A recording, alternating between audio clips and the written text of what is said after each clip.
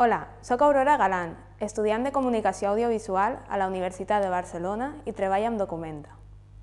El primer que em va cridar l'atenció va ser la seva facilitat a l'hora d'utilitzar-la. Em permet crear projectes multimèdia a la xarxa i en poc de temps.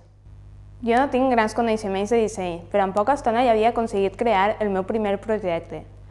Ara faig i presento els treballs de classe amb Documenta perquè ja estava cansada de fer les típiques presentacions PowerPoint. Puc realitzar tants projectes com vulgui en el meu espai web. Segons els continguts de la matèria, jugo amb la combinació de sales i colors per dissenyar les meves pàgines amb estils diferents en cada cas.